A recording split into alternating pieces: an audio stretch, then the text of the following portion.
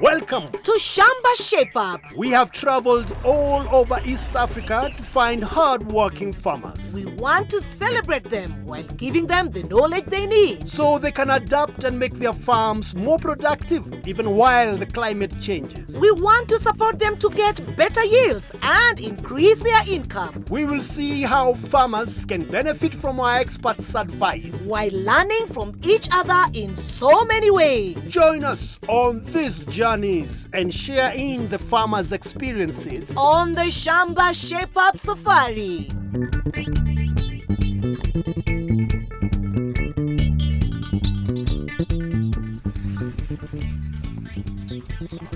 Inspector Tony at your service farm division crop section. Oh my goodness, what happened here? I just want to find out what happened to the crime occur? Which crime? I just want to find out where I can get money. Oh, you're in luck. Tony here, financial services at good rates. Welcome to Shamba Shape Up. I'm a plumber.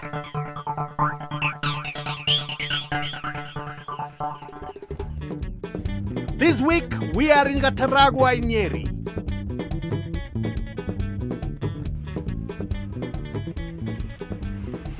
My name is Felix Ndung'u Mwangi. I'm a farmer. Most of my school fees was paid through farming because my mother is a farmer. I'm just following in her footsteps. My name is Mugure. Farming is my career. I started farming like 26 years ago. No. How are you? I'm fine. Yes, good to see you. Good to see you too. Welcome. Very nice to be here. So how does it feel? Every morning you wake up and you see Mount Kenya? It's a good place. It's a good place. We enjoy. What do you grow here? Mostly spring onions, and carrots and cabbages. And Ndung'u, yeah. How do you help in the Shamba? Mostly I focus on taking care of the cows. Wow. Yeah. So any challenges there? The challenge I experience is feeds and also the expertise to know how to take care of the cows because I'm a young man. I just came out of school. Yes. And this is not what I studied on.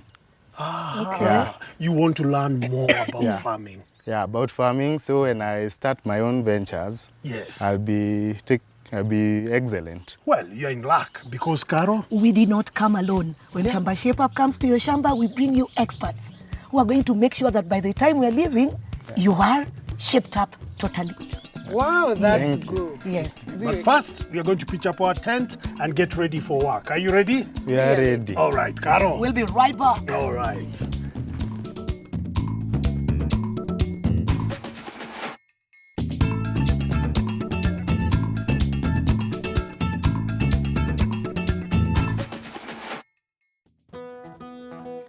I've seen climate change because when I was young, almost throughout all the months of the year, there was rain.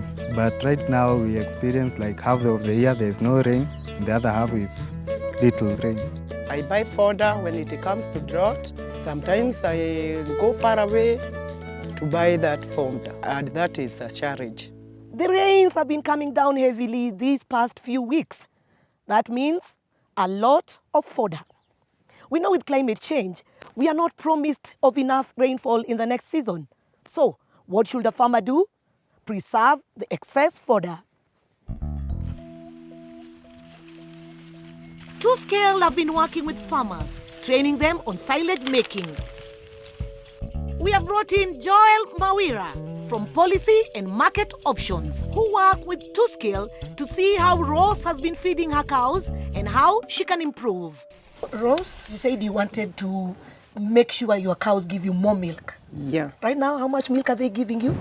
24, 23. 23, 24. Yeah. And how many are the cows?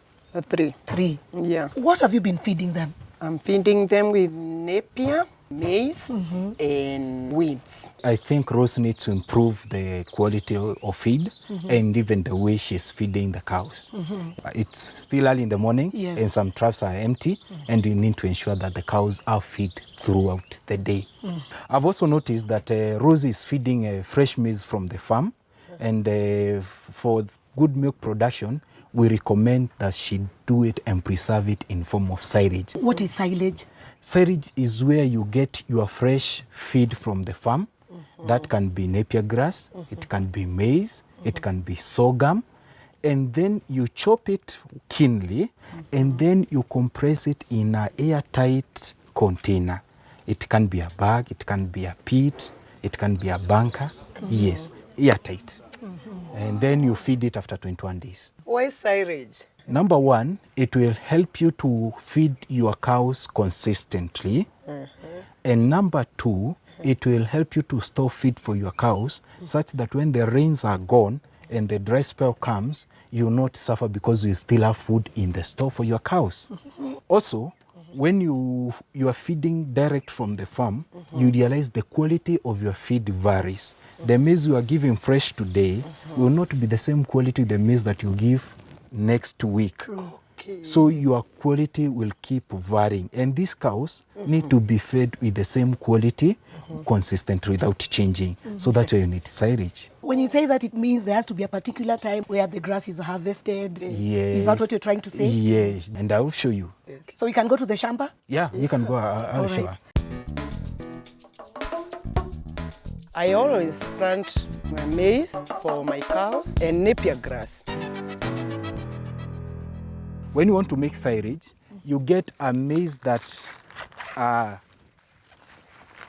like this one, that is at dough stage. When you want to know whether it is at dough stage, you just take it and you press. Okay. When you press, it should be somehow dry, but not splashing milk out of it. So at that stage, the cows can be able to chew it and digest it and give you the more milk that you need. All right. Yeah. Do you cut it immediately and store it, or is there a way that you do it? When you are doing maize silage, you can cut directly and go and then sile, or you do silage immediately. So, today we shall make maize silage. For this, we need to cut the maize about 1 foot from the soil so that you can only use the soft and nutritious part. As we started harvesting the maize, Richard Ndung'u, a service provider who trained with 2-scale, arrived with a special machine ready to do some work. The service I provide to the farmers is to show them how to keep silage and quality silage, and they pay me. Here we have molasses, silage bag, maize and water. And also we have a chopper machine which is the best for crushing the maize. So it's going to refine it and mix it? Yeah. Okay. Yeah. To begin the silage making process, take the bag and turn it inside out. Fold one of the open sides of the bag neatly in pleats like this. And tie tightly with a piece of rubber or rope. Turn the bag inside out again and roll the bag down like this. This bag should be able to hold about 800 kilos of fodder. Time to shred. Put your maize through the shredder. Using the shredder makes sure the maize is properly crushed and makes it easy for the cow to chew and digest.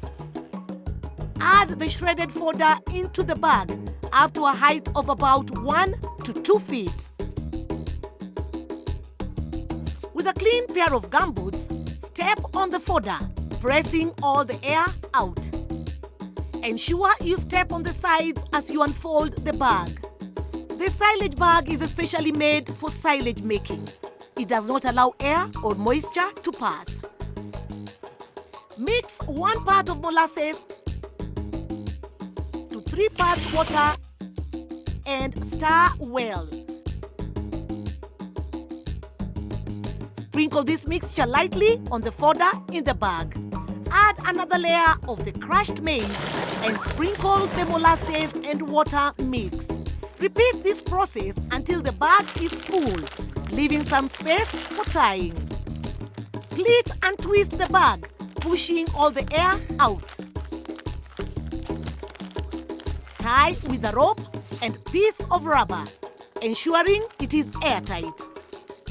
Clean the bag to avoid the sweet molasses smell attracting rodents, and place a rock on the top of the bag. This bag can be kept outside under a shade. With one bag made, it's time to harvest the rest of the maize to ensure we make use of the fodder at the right stage. Silage is a great way to store excess fodder that you may have after the long rains. This will ensure you always have feeds for your cows, even in the dry season. Silage making is a job that young people can get into after training. A good way to make money. It is very important for young people because most of farmers, they don't want to do this job. When the young chip in, there is a lot of job and they will make money.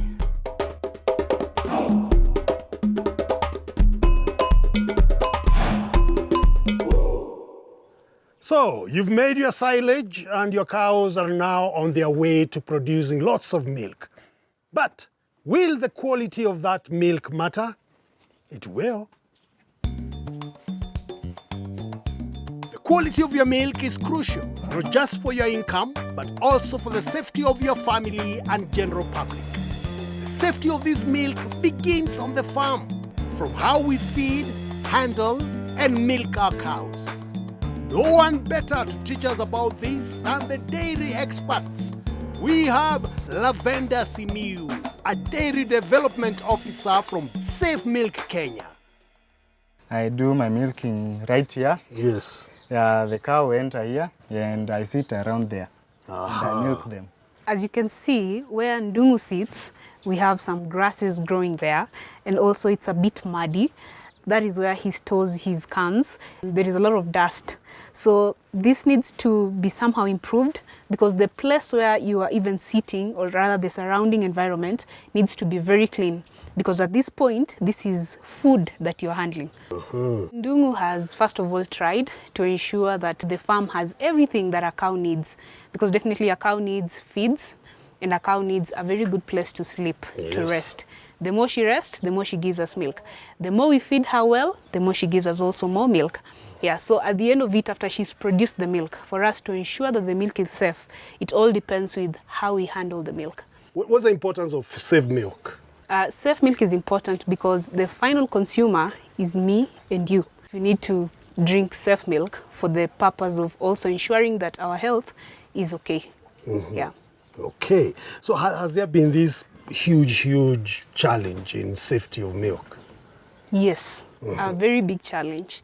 And you see, safety of milk actually starts from the farm because that is where all the magic happens. Milk is affected by cleanliness of the person milking, the equipment used, and where the cow sleeps.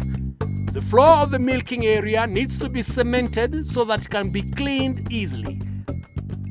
Despite the many factors affecting milk safety, let's focus on aflatoxins.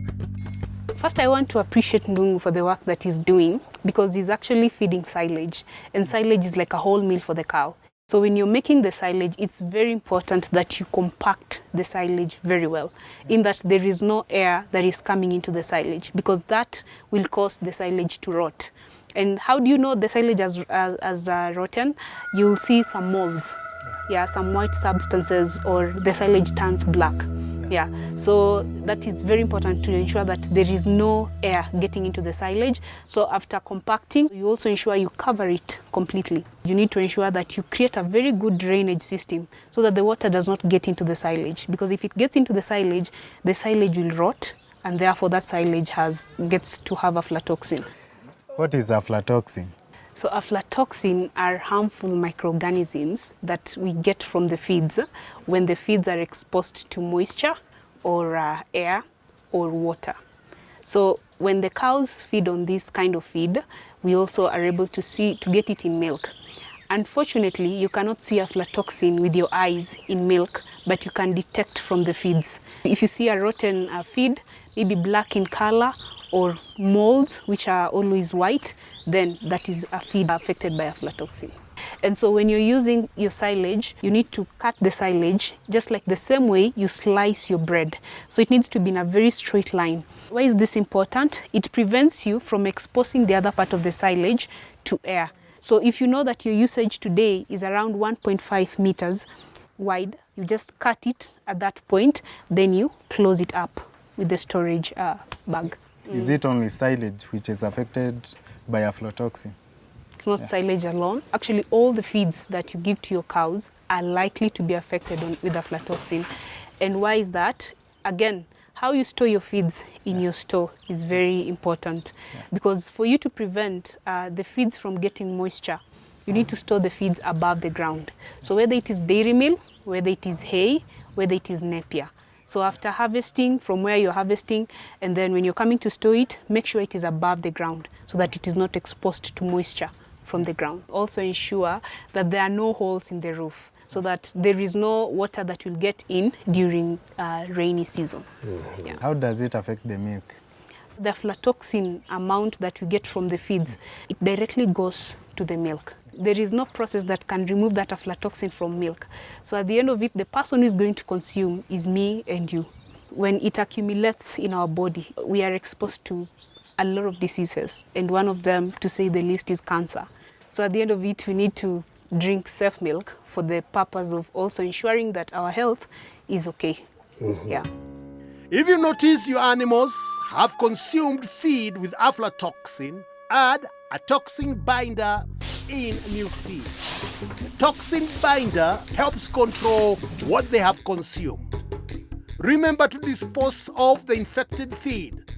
And if you have any questions, contact Shamba on 0711082606. So in general, safety and quality of the milk begins where? It begins from the farm. That is where all the magic happens. Remember, if the millers make it safe, we the farmers keep it safe. Then everybody will drink it safe. The expert also advised a shape up on the shed. The feed troughs are too low for the cows. Water trough needs a bit of roof. And we need to move the manure that is close to the cow shed, as it is attracting flies. A lot to do, and Kamau and his team are getting right to it. Meanwhile, we are now at 2 bags of silage, and Ndegwa is still at it. Coming up after the break, We will learn all about finances on the farm.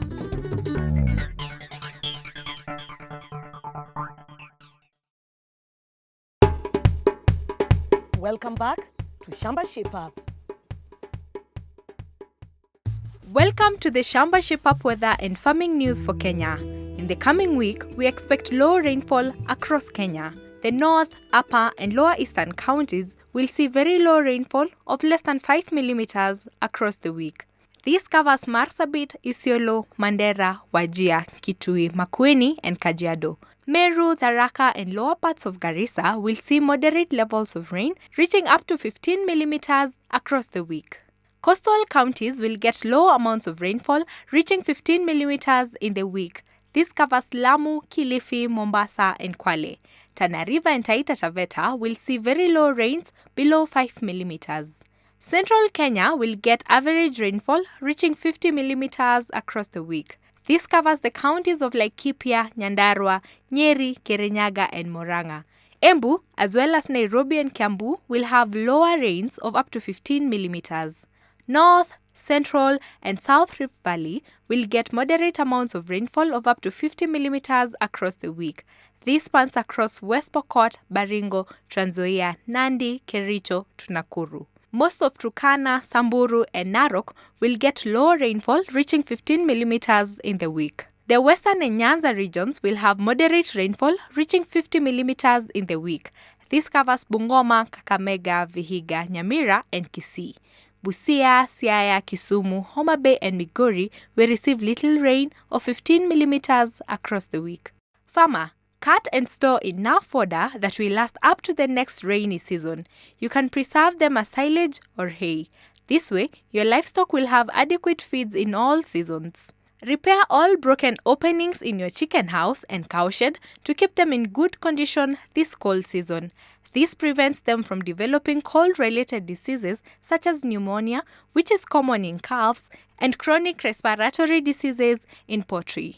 For a detailed weather forecast for your area and more tips, get in touch with Shamba. Call 0711 082 606. See you next week on the Shamba Shape Up Farming News for Kenya. The cow shed will be looking so much better once Kamau is done with it.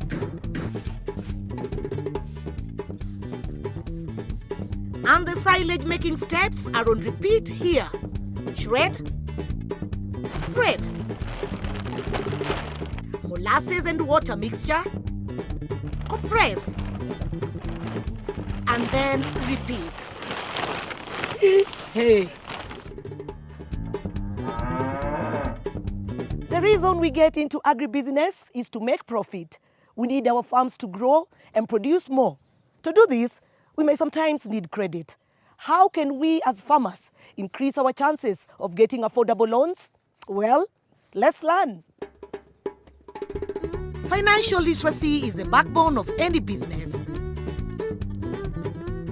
We have called in Dominic Kinuthia, a farmer and financial expert, to share some secrets and help us think like a banker. Rose, where do you see yourself 1-2 years from now? What do you want to see in your Shamba?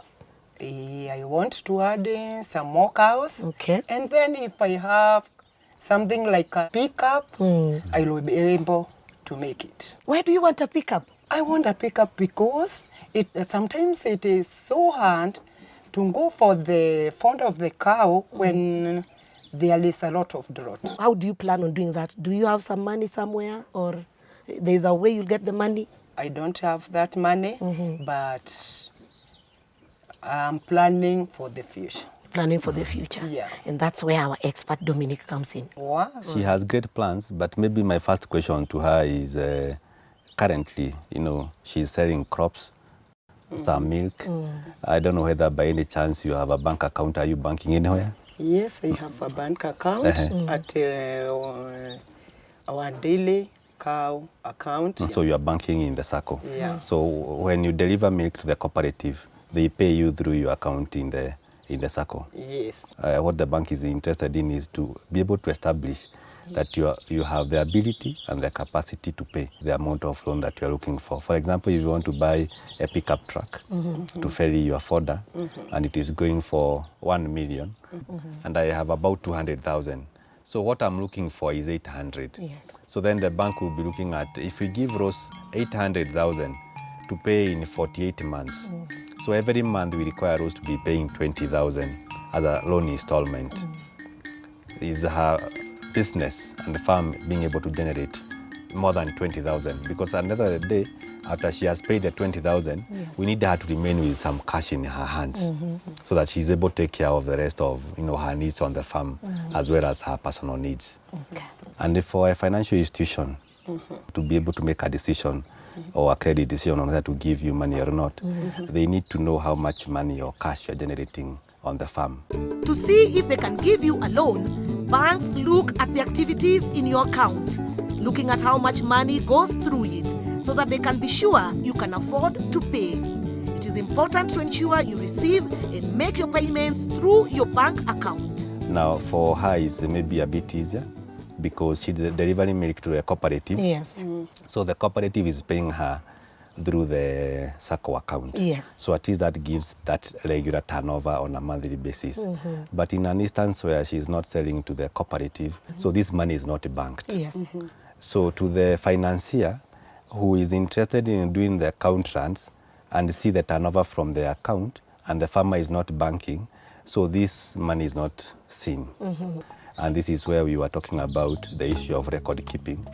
Good records show your farm finances. Record all your expenses and sales clearly. Separate all the enterprises and clearly note even the smallest expense and sale, no matter how small. It allows the finance officer to see how much you make and that you can actually pay the loan. So depending on what purpose you want to borrow and the amount and the product that the bank is offering, then that will inform the period within which you pay your loan. Wow. Okay, yeah. Wow. Remember, take loans which you can pay back. List your income for the month.